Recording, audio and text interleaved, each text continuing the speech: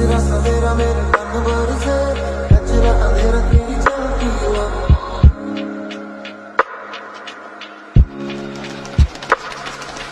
सजरा सवेरा मेरे मन भर से कचरा अंधेरा तेरी चलती हुआ तेरा मिला जो तेरे दर पर से ओ मौला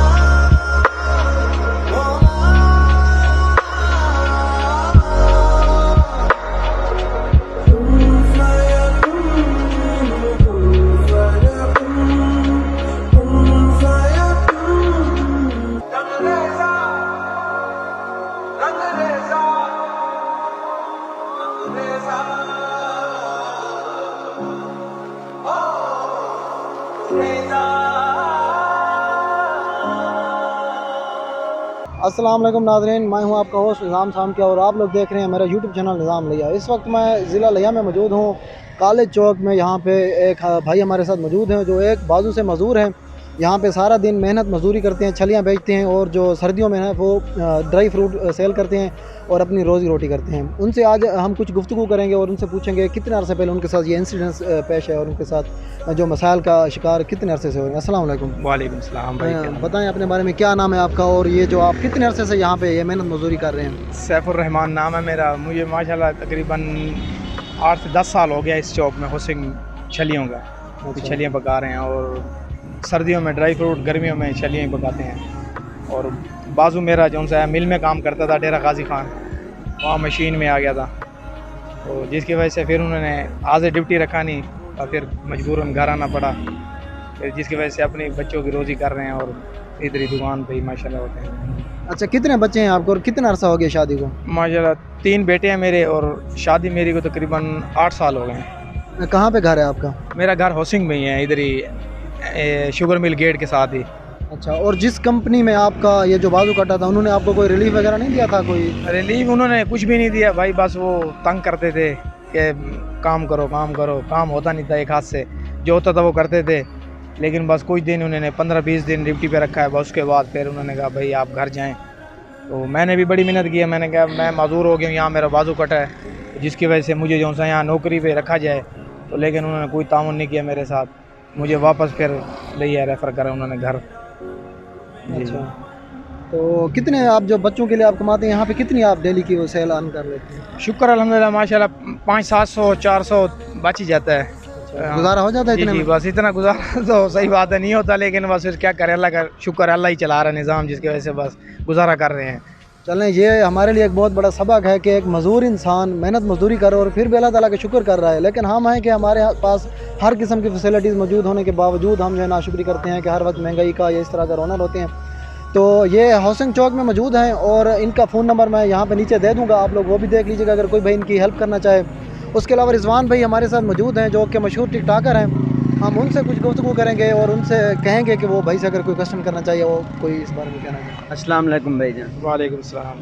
भाईजान बहुत से लोग देखे हैं जो मतलब हैं भी ठीक, बाजू हाथ सब कुछ होने के बावजूद भी वो हाथ फैला के भीख मांग रहे हैं। तो आपको ये कैसे मेहनत करने की लगी? शुक्र अल्हम्दुलिल्लाह। अव्वल तो अल्लाह का लाख लाख शुक्र है कि अल्लाह ने मुझे पठान बनाया है, कि पठान जूते पॉलिश कर लेगा लेकिन किसी से भीख नहीं मांगेगा। और अल्लाह का लाख लाख करम है, शुक्र है भाइयों और अब्बू की, वाले साहब की, अम्मी की, और सबसे बड़ा मैं शुक्रगुज़ार हूँ अपने मामू का जिसने मुझे रिश्ता दिया। और अगर हमारी कोई बहन बेटी का रिश्ता मांगने आए और बाजू ना हो तो हम कभी भी नहीं देंगे उसको। तो ये मेरे मामू ने मेरे लिए बहुत बड़ी कुर्बानी दी है, उन्होंने मुझे रिश्ता भी दिया। और मैं उन्हें कहना चाहता हूँ जो हट्टे कट्टे मांगते फिर रहे हैं कि अल्लाह से मांगना चाहिए, इंसान से नहीं मांगना। और मेहनत है कि इंसान कुछ भी करे तो अल्लाह पाक रोज़ी देता है।